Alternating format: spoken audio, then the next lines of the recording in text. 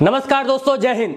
30 जनवरी 1948 को बापू की हत्या गोडसे द्वारा जब हुई, उसके बाद 4 फरवरी 1948 को महात्मा गांधी की उसी हत्या के बाद सरदार पटेल ने आज ही के दिन यानी कि 4 फरवरी को आरएसएस को बैन कर दिया था, यानी कि संघ पर रोक लगा दी थी।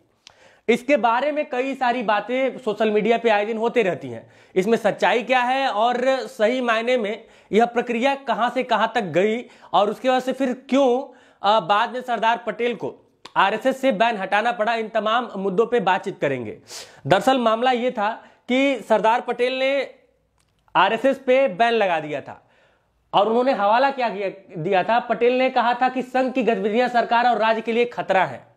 यह बात आरएसएस पे बैन लगाते हुए सरदार पटेल ने कहा था। पूरा मामला क्या है? पटेल ने 4 फरवरी 1948 को आरएसएस पर प्रतिबंध लगाते हुए चिट्ठी में कहा था, इसमें कोई दो राय नहीं, कि आरएसएस ने हिंदू समाज की सेवा की है।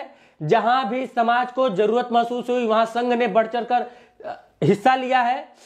यह सच मानने में कोई हर्ज नहीं है, पर इसका एक चेहरा और भी है जो मुसलमानों से बदला लेने के लिए उन पर हमले करता रहता है। हिंदुओं की मदद करना एक बात है, लेकिन गरीब, असहाय, महिला और बच्चों पर हमला करना असहनीय है। यह बात सरदार पटेल ने चिट्ठी में लिखी थी। उसके बाद से फिर जब बैन लगा दिया गया तो उसके बाद से फिर गोडसे चूंकि जेल में थे, उनके ऊपर कार्रवाई चल रही थी और उनके जो बाकी सहयोगी थी, कुछ लोग फरार थे, तलाश जारी थी। तो जनसंघ के संस्थापक जो श्यामा प्रसाद मुखर्जी जी हैं, उन्होंने जुलाई 1948 में, यानी कि फरवरी में बैन हुआ, फिर कई सारे चिट्ठी, आवागमन, बातचीत, और उसके बाद से फिर जुलाई 1948 में पटेल को उन्होंने एक चिट्ठी लिखी कि वो आरएसएस से प्रतिबंध हटा लें। तो ये मांग जो है श्यामा प्रसाद मुखर्जी के द्वारा जब हुआ, उसके बाद पटेल ने जवाब दिया कि महात्मा गांधी की हत्या का मामला कोर्ट में है, इसलिए वो इस पर कुछ नहीं कहेंगे। सरदार पटेल ने यह भी कहा कि संघ के कारण ऐसा माहौल बना जिससे गांधी की हत्या हुई। संघ की गतिविधियां सरकार और राज्य के अस्तित्व के लिए जोखिम भरी थी। तो ये बात सरदार पटेल ने श्यामा प्रसाद मुखर्जी को जब उन्होंने मांग किया कि आरएसएस से बैन हटा लिया जाए, उसके बाद उन्होंने प्रत्युत्तर में उसका जवाब दिया।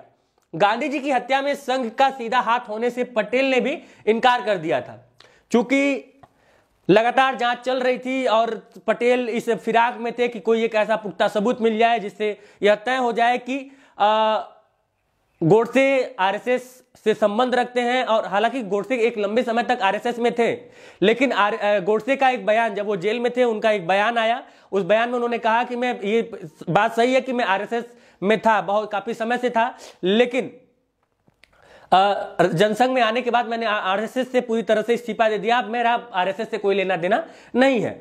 यह बात गोडसे ने आरएसएस को बचाने के लिए कही थी।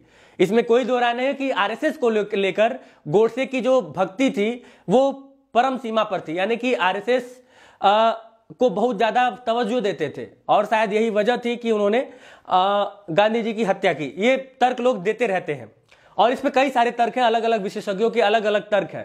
खैर, उसके बाद पटेल ने, जैसे कि नेहरू जी ने जब इस पे जवाब मांगा तो पटेल ने क्या कहा कि पटेल ने 27 फरवरी 1948 को एक चिट्ठी लिखी थी। इस चिट्ठी में पटेल ने लिखा कि संघ का गांधी की हत्या में सीधा हाथ तो नहीं है, लेकिन ये जरूर है कि गांधी की हत्या का ये लोग जश्न मना रहे हैं।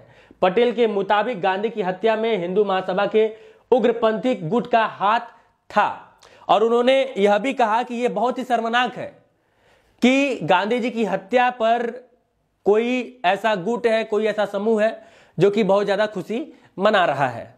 तो ये था पूरी कहानी, जिसकी वजह से जो है ये सारी चीजें रची गई थी। उसके बाद से फिर ये सब कुछ होते हुए 16 महीने की कड़ी मशक्कत के बाद आरएसएस पे बार बार जब उसके बैन को हटाने की मांग हिंदू संगठनों द्वारा किया जा रहा था और उसको लेके लोग गांधीवादी तरीके से आरएसएस ने सत्याग्रह भी किया और इस सत्याग्रह का परिणाम हुआ कि लगभग कुछ लोग कहते हैं 16 महीने बाद, कुछ लोग कहते हैं 18 महीने बाद। जो डेट थी उससे आपको एग्जैक्ट हो जाएगा कि 11 जुलाई 1949 को सरकार ने आरएसएस पर कुछ शर्तों के साथ उस पे से बैन हटा लिया। वो शर्त ये थे कि आरएसएस जो है सांस्कृतिक संगठन के रूप में जाना जाएगा और वो कभी भी राजनीतिक बनने का प्रयास नहीं करेगा। ये तमाम शर्त थे, जिसके बाद आरएसएस के ऊपर से उस समय वह बैन हटा लिया गया। तो ये थी पूरी कहानी आरएसएस के बैन होने से लेके आरएसएस से बैन हटने तक की। इसमें सरदार पटेल के दिए गए जो तथ्य थे, सरदार पटेल के द्वारा दिए गए जो तर्क थे, उस तर्कों को लेकर आप क्या सोचते हैं हमें कमेंट बॉक्स में कमेंट करके जरूर बताइए। मिलते हैं अगली वीडियो में नए मुद्दे के साथ, तब तक के लिए जय हिंद।